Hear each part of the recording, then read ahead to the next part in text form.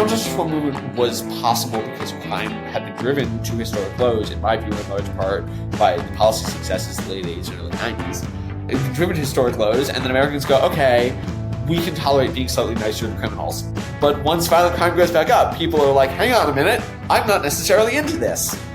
So I think that certainly on the explicit level, as politics will become less popular and already becoming less popular. You see this in mayoral races. You see this in congressional Democrats, like urgent need to disconnect themselves from defund the police that they do all the time. Join the best in the movement. It's Conservative Conversations with ISI, educating for liberty since 1953. Welcome back. You're listening to Conservative Conversations with Johnny, Marlo, and Nate. Today on the podcast, we are joined by Charles Fain Lehman, who is a fellow at the Manhattan Institute and a contributing editor at City Journal. At the Manhattan Institute, he works primarily on the Policing and Public Safety Initiative, so we're looking forward to talking to him about the increase in violent crimes in many American cities. Thanks for joining us, Charles. Absolutely. I'm very happy to be here. Before we get started with our interview, I'd like to thank you for listening to Conservative Conversations. This podcast is a production of the Intercollegiate Studies Institute. Our mission at ISI is to educate for liberty. If you would like to help us in pursuing that mission, please rate and review this podcast on Apple Podcasts to help us reach more listeners like yourself. Charles, as Nate mentioned, we'd love to kind of probe the issue of the violent crime rise that we've seen in a lot of cities across the country, one of which, not far from ISI itself, is the city of Philadelphia, where there's been quite a spike in homicides. I think I saw one report that said it's reaching numbers not seen in at least 6 decades. So what can you tell us about the state of the country in terms of crime and public safety, especially, in the last 2 years since, the rise of the defund the police movement? And it does seem like the news cycle, as I'm sure many of our listeners can relate, is filled with these examples of looting, theft, shootings, and, myriad other violent crimes. And perhaps that's something that many people who live in cities are encountering more than others. But I have seen also that rural towns as well have seen, an increase in violent crimes. So what do you think is driving what we're seeing, this violent crime wave? Yeah, absolutely. And, I'll sort of offer the disclaimer to begin with that my answers here are drawn from a variety of data sources, some of which are better at updating than others. So, we're going to know things about 2021 that we don't necessarily know about 2022. We're going to know things about 2020 that we don't necessarily know about 2021. General crime is sort of tricky to measure, and we don't do a great job at it. So there's a big asterisk next to everybody's claims about crime. That said, we're pretty sure that relative to 2019, homicides rose between 25 and 30% over 2020, 2021. The best guess that we have based on limited city data is they're going to continue at that level. And for context, that's like the biggest single year, 2019 to 2020, it's the biggest single year increase in homicide rates on record. That's like a really huge deal. It is below some of the really high peaks in the 1980s and early 1990s, but it's still dramatically elevated over what Americans have come to expect. We also saw concurrently increases in shootings or aggravated assaults, which is a measure of shootings. And as I like to say, a shooting is just a homicide where the would-be killer missed. They're really essentially the same crime. And dramatic increases in motor vehicle theft. I'll talk about why in a second. In 2020, we saw property crimes drop pretty precipitously. I think ultimately for like fairly boring reasons, like there were just fewer opportunities to commit property crimes because people were at home and not out and about to be mugged or to have their stuff stolen while they were away from home. There is some evidence that that's sort of that's returning to normal. It may in individual cities have gone above what it looked like in 2019, 2018. We don't totally know yet. But I do think the big story is about violent crime. And, I think there are a lot of conflicting explanations for this. There are people who want to say, well, the pandemic caused people to sort of freak out. I find this explanation pretty unpersuasive, largely because we are really the only developed country, as far as we can tell, that saw a dramatic murder increase in 2020. Another story, one of which I've been a proponent, is that the pullback of policing in the wake of the defund the police movement, the reduction in police productivity, mass resignations, all contributed to a reduction in the criminal justice system's capacity to respond to crime. I think one thing that is, I've come to sort of nuance that view since the summer of 2020, early 2021. One thing that I think is telling is that most of this crime increase is concentrated among crimes where offense is already pretty concentrated. What I mean by that is that in city after city after city, you see this phenomenon where most shootings, most homicides are committed among small social networks of people. They're tied up in gang life, they get in feuds. These are the people who are responsible for it. So like in DC, 500 people account for 80% of shootings. And I think that you see those sort of high concentration crimes having increased over the past couple of years. This, by the way, is the story about car theft that I like, is that people are stealing. I've heard this in several contexts. People are stealing cars so that they can use them to do drive-bys. That's another part of the homicide spike. So I think a lot of what we're seeing is an increase in this sort of concentrated gang-related or informal social network-related violence that is almost certainly a product of declining police capacity, but it's probably also the fact that we're still at only 80% of pre-COVID-19 jail capacity. Our courts are still clogged up. They're still not processing cases swiftly. There's still uncertainty about school access. There's still fewer people in the workforce, and schools and jobs are also a way to sort of keep people under social control. So, I think the headline points are big increase in violence, ambiguous increase in property crimes. Why is violence increasing? And I think a lot of it has to do with basically the ratcheting back of those social controls on violent offenders, which plays out in a variety of areas, both among the police and in the criminal justice system, but also more broadly across society. Charles, you have written a brief about the connection between alcohol consumption and crime, and had proposed some alcohol-related policy. And I'm curious, without sort of to prohibition, what is your vision for what the connection alcohol consumption, and two, what we can do about it?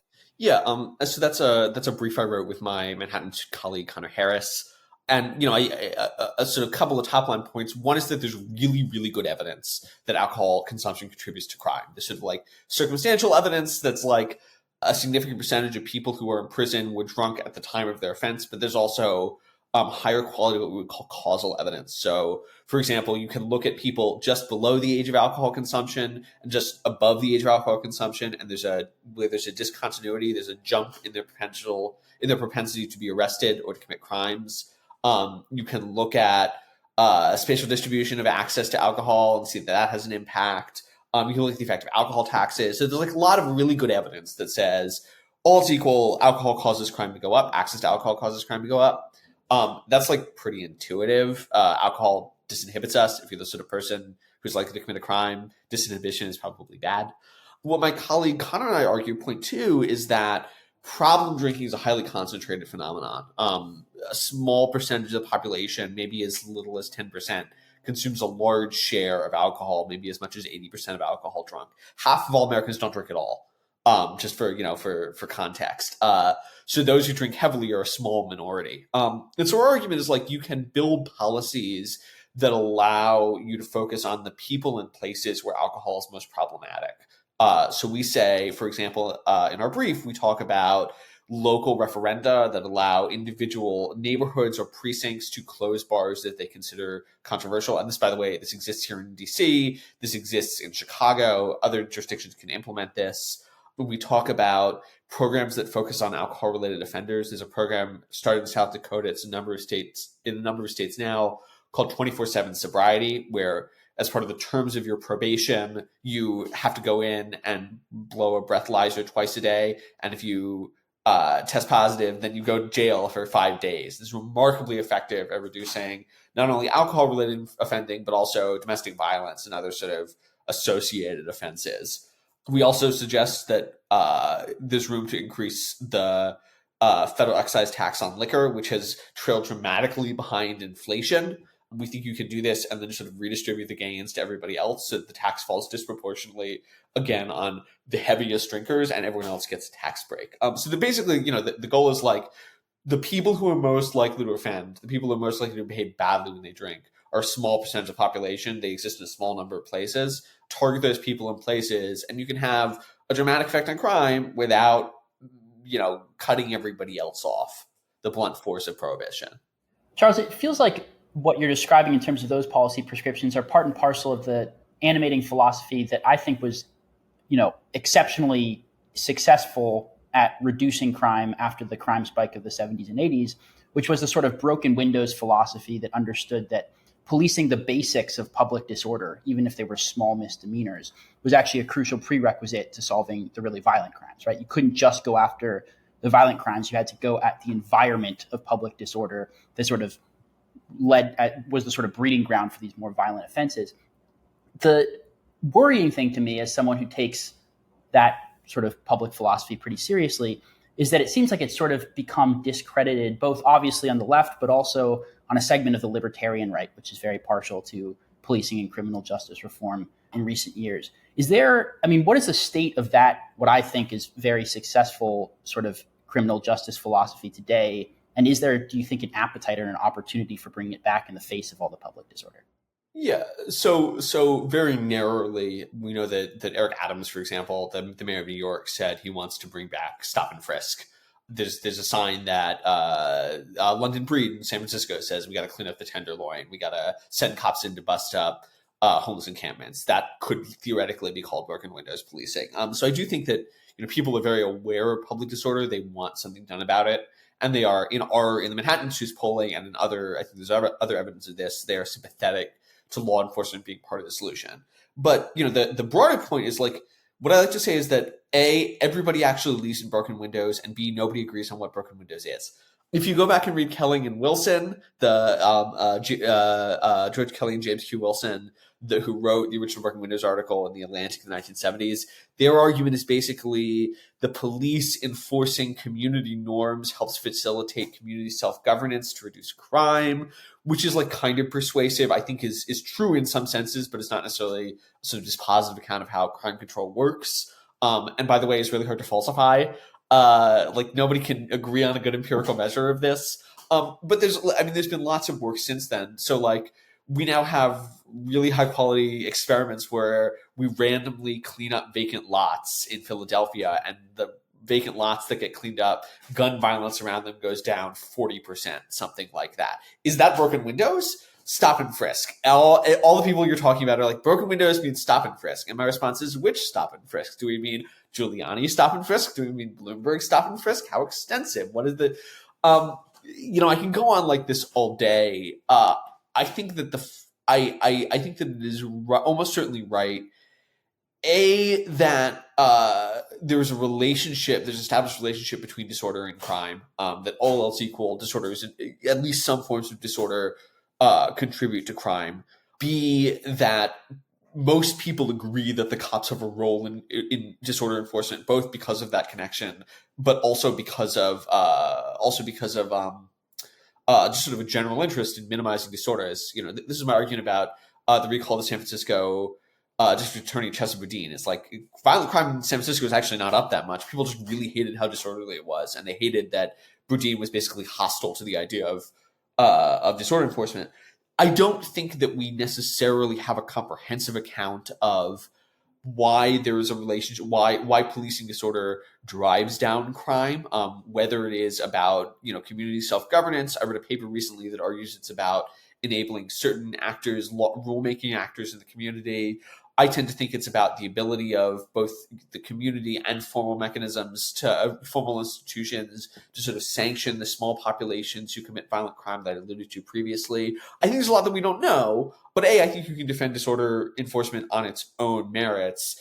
And B, I think that everyone sort of agrees that the stuff that we did in the 90s, empowering communities, having the cops work with them, focusing on what they demand, is efficacious, even if people don't talk about it in the same language. So outside of the sort of academic debates, which are obviously important about the sort of the scope of broken windows and what specifically it means, in terms of the political appetite for a more aggressive response to both violent crime and disorder, it sort of seems like I've watched two different parallel narratives materialize over the course of the last few months, where on the one hand, you have the recall of Chesa Boudin, who you mentioned, and I've heard talk on the right of a sort of new neoconservative moment. And this is the original neoconservatism, not the foreign policy neoconservatism, but the one that, Irving Kristol's emphasis on policing public disorder. But at the same time, the response I've seen from some folks on the left is pointing out that Larry Krasner, who's the DA in Philadelphia, who was very left-wing, maybe not quite as left-wing as Chesa Boudin, who is literally descended from left-wing terrorists, but was very much ran on a similar sort of decarceration and hostile to enforcement platform, cruised to re-election, right? So it's sort of difficult to tell where the ethos is and how much of an appetite there actually is versus whether or not the kind of progressive policing revolution that was spawned by summer 2020 is very much still in effect. Do you have any thoughts on that? Yeah, I mean, I think the American people have constantly contradictory impulses on a variety of topics, and this is no exception. MIT, we did a poll of big city residents of big cities, and we found that 73% of respondents, I think it's like 20 cities, 73% of respondents supported empowering police officers to, quote, be more responsive to, quote, graffiti, public urination, and littering. 71% said cops should be able to clear homeless encampments, assuming residents are given access to social services and shelter. So like people say yes to that, but they will also say, yes, I support progressive reform. I am in favor of, doing things better. Everyone's always in favor of reform. Doing things better is better than doing things worse. I think that a lot comes down to heterogeneities at the, differences at the local level. My argument at Boudin is really that, like, right, I mean, San Francisco is weird. As I said, violent crime did not go up, but the city is well established as kind of a trash heap. They have no interest in public order enforcement, and Boudin has been particularly vocal about his opposition to public order enforcement. And so it is no surprise to me that people sort of saw him as the symbol. Whereas a guy like Krasner, he's I like to point out that Krasner won re-election with 18% of the city voting. Like, he got, I think, 12%, and his opponent in the primary got 6%. It's a weird off-cycle election. Like, nobody turns out. I think if you got many more people in Philadelphia voting, the outcome might be different. But look, I think the harms of Krasner look very different. It's pretty demonstrably the case that Larry Krasner is, like, not prosecuting a variety of gun-related offenses, and that's keeping people with legal guns on the street longer and almost certainly contributing to Philadelphia's homicide spike. But is that affecting the average Philadelphian in the same way that trash on the street is? No, probably not. So it's a little easier for them to cling to their premises. There are differences all over the place. The Seattle city attorney is a Republican for the first time in decades. Nobody expected, this is the home of the Chop/Chaz, and her opponent was just so crazy that Seattle residents were like, no, we're voting for the Republican. And she has limited power. She can only prosecute misdemeanors. That's the weird thing of a city attorney. But, look, a lot depends, I think, on the particular candidate. I think synthetically, look, Americans are fed up with disorder. Americans want to live in cities that are clean. Americans want to live in cities that are safe. They are willing to embrace reform. They like the idea of reform abstractly, but only when it doesn't run up against those other values. So transitioning a little bit to the sort of back almost to the academic debates, it's interesting when you're sort of looking at the dynamics in all of these cities, and particularly on the progressive side, to hear people like Boudin specifically echo the language of what were once a pretty niche set of academic theories, ones that I encountered in the classroom, but never really expected to see actually trickle out into something that was electorally viable. I mean, we had an interchange on Twitter actually like a week or so ago about like the differences between young conservatives and older conservatives based on their experiences on campus. And one reason that I think a lot of young conservatives are particularly rattled about the state of the country is that they are seeing these academic theories they encounter in the classroom that a lot of their older counterparts might have waved away as sort of boutique academic silliness actually become law. And I think nowhere is that more potent than in the debates over policing and criminal justice. You saw a lot of calls for, defund the police in the pages of the New York Times, et cetera, during 2020, but it seems like that has actually caught on in a lot of those cities. I guess it's sort of a two-part question, but first, do you think Americans really comprehend the scope of what these theories actually mean in their practical application? And B, do you think they actually have staying power in these progressive hotbeds where a lot of people might actually be sympathetic to them, having gone to a lot of elite universities, et cetera? Yeah. So, so the first thing that I would say is that radicalism in all public policy areas, and including in criminal justice, comes and goes. Before massive, when you go read these books like The New Jim Crow, they sort of act like mass incarceration came out of nowhere. Policing in the 80s came out of nowhere. They sort of forget that, like, before that happened, there were several decades of fairly radical policy made in the other direction, buoyed by many of the same ideas, which are, now being recycled by progressive activists. Like, many of these talking points are not new. I think it is generally the case that these things come and go. Yeah, I think Americans. I mean, frankly, I think Americans have been systematically deceived by the criminal justice reform left. Criminal justice reform is, a 20+ year project since the sort of crime decline began in the early 1990s, really beginning in the early 2000s, and then sort of ramping up during the Obama administration. The new Jim Crow's publication in the early 2010s is sort of a milestone here of this like galvanizing moment when we're all come together to say criminal justice reform is good, and like. It was always sold on the basis of like profound falsehoods, right? You go watch Ava DuVernay's 13, which is like this extremely expensively produced Netflix documentary about mass incarceration. It's like, it's all about the private prison industrial complex. And you ignore the fact that fewer than 10% of American offenders are locked up in private prisons. They're just like, that's false. Something like 14% of Americans are incarcerated for drugs. Less than 1% are incarcerated for marijuana possession. That's false. Something like fewer than 30 unarmed black men are killed a year by the cops. And half of those guys are charging the cops anyway. There's like a series of profound there's this like profound dishonesty at the core of the movement that says, here are these unobjectionable things that everyone should oppose. My favorite example of this is of the fixation on mandatory minima. There's no evidence that mandatory minimums have a significant impact on overall prison populations. The average sentence has not really changed dramatically. As a law professor Fordham, whose name is John Pfaff, who's a pretty radical progressive, but who demonstrates this in his book, the average sentence hasn't gotten much longer. But we fix it on mandatory minimums all the time. So I think that, look, the American people sort of don't get how radical this stuff gets. They allowed, and frankly, many people on the right cooperated with for a period of years and years, fairly radical elements to sort of present the most respectable face of their politics for a long time. And then what began to happen around the Ferguson protests and what really started happening in June of 2020 is that they said, okay, here's our moment. We're going to go for it. And they did. And people started to go, hang on, you mean we've been working with people who want to abolish the police and abolish prisons? Are you serious? They're already in positions of power. Do I think that's like has staying power? The historical evidence is that Americans are highly responsive to changes in the crime rate. My favorite example of this is that support for the death penalty more or less perfectly tracks the violent crime rate in polling.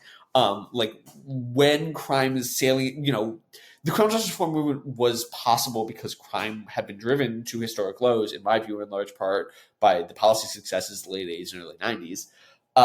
It's been driven to historic lows, and then Americans go, okay, we can tolerate being slightly nicer to criminals. But once violent crime goes back up, people are like, hang on a minute, I'm not necessarily into this. So I think that certainly on the explicit level, as politics will become less popular and already becoming less popular. You see this in mayoral races. You see this in congressional Democrats, like urgent need to disconnect themselves from defund the police that they do all the time. I think most of them recognize that it's unpopular. Will continue to stick around, yeah, because it's like a long-standing tendency. But I don't think it'll last long as crime is up. Charles, on the note of defunding the police, there's been kind of a crisis in police recruitment across the country. And some people might say that, the reason can simply be tracked to the defund the police movement and maybe some of the other flashpoints from the last 2 years, or last few years rather, not just the last 2 years, that have made potential police officers less likely to pursue law enforcement as a career. Is that something that you're seeing, or what other variables do you think are at play here? Yeah, so I would say a couple of things. One is that there's certainly large-scale demoralization in police forces. Every single cop that I talk to professionally tells me this is the worst that everyone has ever felt. We don't understand why we do this job. Everybody hates us. Our civilian leadership hates us. What the heck are we doing? That's not a survey, but I think it shows up in surveys administered by groups like the Major City Chiefs Association or the Police Executive Research Forum. They'll turn up the same stuff. that cops are unhappy and cynical. They are afraid to do their jobs because they know that if something goes wrong, if they make a split-second call, the civilian authorities are going to throw them under the bus. That will happen, and they know that they're being hamstrung by lawmakers. I wrote recently in City Journal about a decision by the Washington State Supreme Court, the effect of which is that any person who is not white in the state of Washington is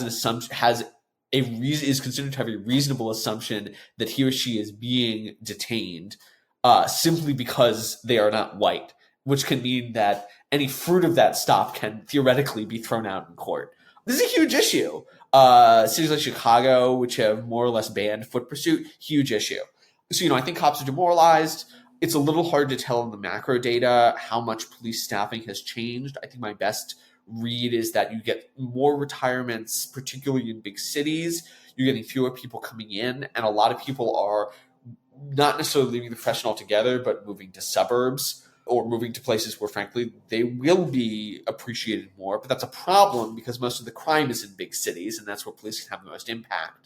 I would say, though, it is important to understand that there's a longer run crisis in policing. If you talk to a group like the Police Executive Research Forum, they'll say a whole host of factors have sort of been putting a crunch on policing for at least a decade. People are attracted to other jobs. They need more highly skilled people. They have more of an expectation for a college degree, but if you have that, then why would you become a police officer? Many departments report that their sworn officer levels are shrinking. So I think there's a long-term staffing crisis. And what I understand this topic is look, one of the most persuasive findings in criminology is that police are an effective way to control crime. There's lots of really good research on this. We didn't think it was true for a long time, and then we started in the 90s doing better research, and we found that it's totally true. And so declines in police employment should reliably result in increases in crime. And I think we're seeing that. I think that's a major contributor to the last several years of increased violence. One thing you noted in one of your first answers was that the U.S. is one of the only places, compared to the rest of the developed world, that has seen this increase in violent crime post-COVID. The retort that you'd hear, I think, from a lot of criminal justice reform advocates on the left, and one that you just hear in general in their arguments against sort of more tough on crime policies, is the root cause explanation, right? Which is that, well, that's because we don't have a generous sort of social democratic welfare system, we don't have healthcare, et cetera. And if we did, like the rest of Europe, for example, then you wouldn't see an increase in violent crime like the one that we've seen. What do you make of that argument, both in the context specifically of the scenario we're talking about with our current increase in violent crime, but also just in general? Yeah. So as regards to the most recent increase, the fundamental problem there is that they're using difference in bases difference in base rates they're using difference in levels to analyze a change in levels within countries. What I mean by that is Europe has a natively much lower crime rate for whatever set of reasons. That doesn't tell me anything about why we saw a big increase in crime in the United States and not a big increase elsewhere. That doesn't the social systems remain constant between 2019 and 2020. In fact, by basically every reasonable estimate, America had among the most generous COVID responses in the world. We gave people lots and lots of money. Personal savings increased. Many people actually were able to afford stuff for the first time. So from from a purely crime happens because people are poor perspective, we should have expected crime to go down in 2020. People end up sort of relying on, again, these very weird theories about, well, it was more stressful to people for COVID to happen in the United States, which I don't really have a lot of time for. I don't think that the average person who goes out, who is on the margins of going out and shooting their gang guy up the street, it became more likely to do that because COVID, they were stressed out by the COVID they were seeing on television. I think that's projection on the part of the people who make these analyses. But yeah, root causes are complicated. One point I'd like to make here is that there's only sort of the relationship between poverty and crime is actually much more complicated and tenuous than people would like to believe it is. Sort of intuitively, many people who are poor are also quite law-abiding. You see a higher rate of criminal offending, but it's clearly not dispositive. We also know that interestingly, there's a relationship between the business cycle, the waxing and waning of the economy, boom and bust, and levels of property crime. But there isn't really a relationship between the business cycle and levels of violent crime. Those two things seem to be disconnected. That's over, I think since the 1930s. It's also the case that crime, again, is highly concentrated. It's highly concentrated in place. It's highly concentrated in people. And so even within very poor neighborhoods, even within very poor communities, many people are not engaging in crime. And those who do engage in crime are usually tied up in some other, are tied up in gang life or have some other set of pathologies that set them apart. But, the other thing I like to say, following James Q. Wilson, to whom I alluded earlier, is that root causes thinking is often not the most useful form of thinking. A line I lift wholesale from Wilson is that a root cause of crime is being really tall. Because being large and physically imposing makes it possible to to get things out of other people and to assault other people and etc. But as it turns out, nobody is to reduce crime, we should cut people's legs off. To reduce crime, we should force people to get shrimpier.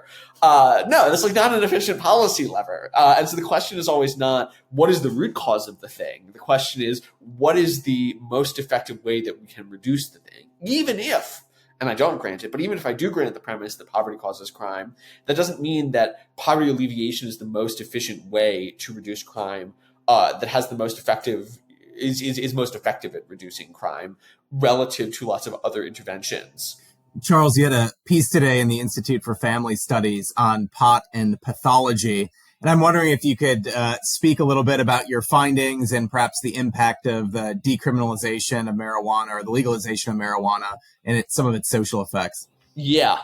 So that work is based on, that essay is based on, I feel like I should credit them, sort of concerns raised by a number of folks in the academic drug policy world, Keith Humphreys at Stanford, John Calkins at Carnegie Mellon. They're both great. So what you observe, there's this weird thing that you observe in the survey data, and the survey data is pretty reliable here, which is that going back to the 1990s, definitely going back to the early 2000s, there's no meaningful increase in marijuana, in rates of the number of marijuana users. So in 2002, about 40% of Americans had ever tried marijuana. Today, it's 45%. You look at high school users, it's basically flat. And that's weird. Maybe it's social desirability bias, but if there's a decline in if there's a decline in the sanction of marijuana, you'd expect that to go the other direction.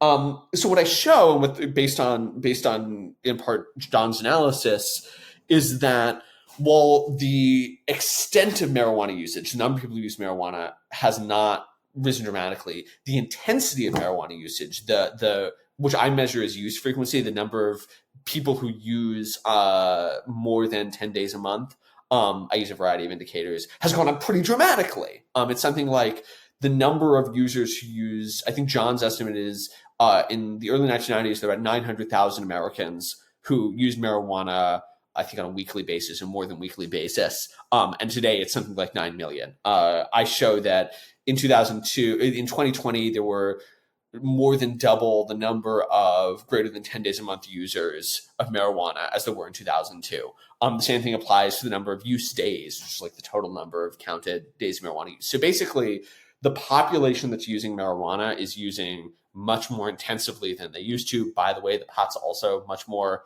potent than it was 30 or 40 years ago.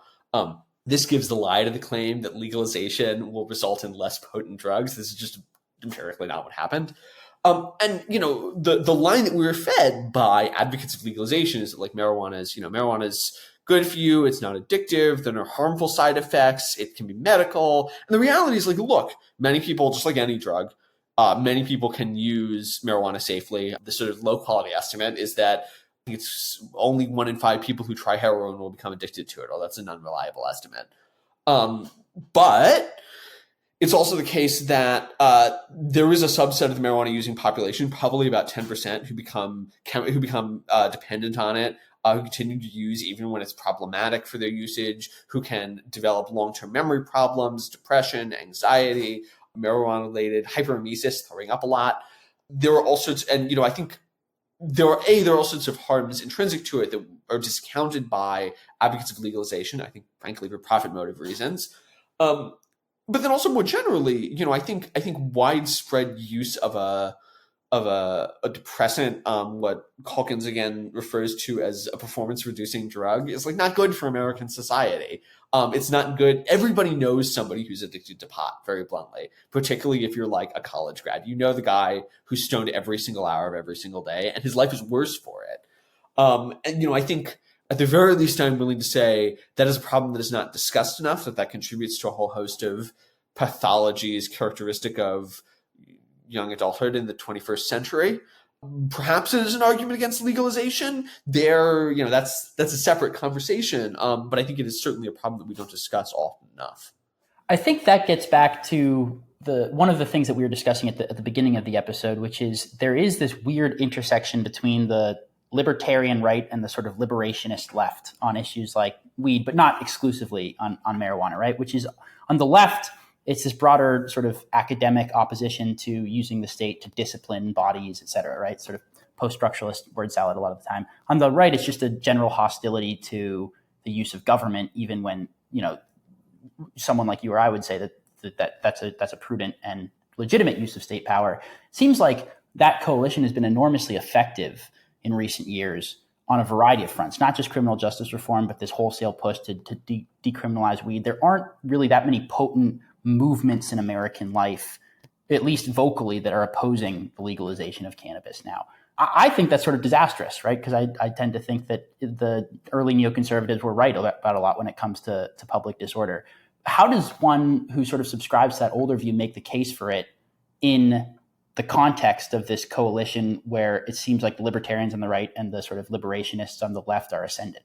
Yeah, I think all the time about an essay by the American conservative editor Helen called Bloodless Moralism, I think it was in First Things, in which she makes the case basically that the sort of dominant moral paradigm of the 21st century is this sort of like utilitarian calculus where everything is thought about in terms of costs and benefits. And the coalition to which you're referring has been extraordinarily successful at minimizing the harms of drug use or minimizing the harms of all sorts of alcohol use, tobacco use, all sorts of like self-harmful behaviors, and emphasizing the benefits.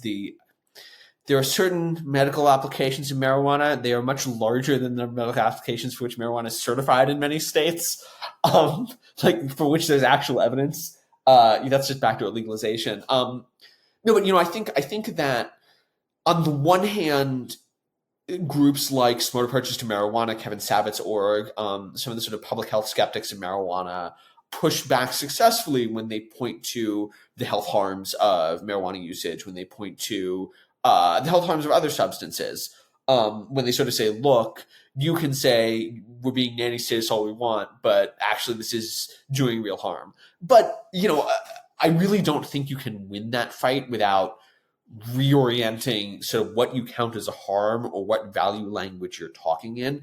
The reality, talking more broadly about prohibition, if I talk to a harm reductionist, the sort of harm reduction is this idea of like, in its weak form, it's this idea of like we should do what we can to minimize the harms of drug use. And the strong form, this is like needle exchanges. And the strong form, it's like actually it is possible to use drugs safely, and all of the harm that is caused by drug use is incidental to it. And if we sort of if we create safe supply, and if we make sure that people get access to all the treatment they want. And oh, by the way, if we like get rid of the causes of poverty, if we get rid of racism, then everyone can use drugs freely, and that's what we're supposed to do.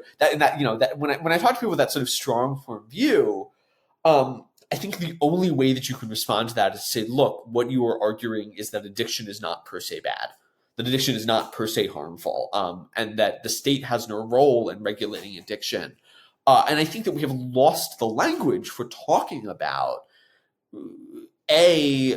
that addiction is per se bad, that there's sort of harm, that compulsive self-harmful behavior is bad, is something that should be worked against, and B, that the state has a legitimate role in managing it. What I like to say is there are, I am a conservative. I think that government is a threat to human liberty, but there are things other than government which are a threat to freedom. And one of them is the scourge of addiction. It is harder to have a Republican people. It's harder to have people competent in self-governance if, some subset of them are stoned out of their minds 24/7. It's really hard for them to govern themselves if they're addicted to opioids. It's honestly pretty hard for them to govern themselves if they're drunk all the time. I think the root of an American approach to that sort of skepticism of substance use, that hostility to substance use, involves invoking those values and getting people on board with those values. I think those are intuitive. Most Americans do not favor heroin legalization. They're sort of whatever on marijuana, but you can swing them in other directions. Most Americans are they don't want sort of what the most radical want, and I think that is important. And you can sort of win them on those values if you start from them. Charles, great interview. We're about out of time for today. So thanks so much for joining us. People are interested in seeing more of your work. Where can they find you? Yeah, absolutely. They can always find me on Twitter. I'm at Charles F. Lehman. My work is often in the Manhattan Institute City Journal, city-journal.org. And I would be remiss if I did not plug my own podcast, which I run with the Washington Free Beacon's Aaron Sibarium. It's called Institutionalized. You can find it on every major podcast platform, I think. Great. Thank you so much. Thank you for listening to Conservative Conversations with ISI. If you've enjoyed this podcast, please feel free to head over to isi.org/resources to see all that we offer our members, including the Intercollegiate Review, Select Moderate Age articles, ISI books, and of course this podcast. Thanks for listening. Don't forget to rate and review, and we will see you next time on Conservative Conversations with ISI.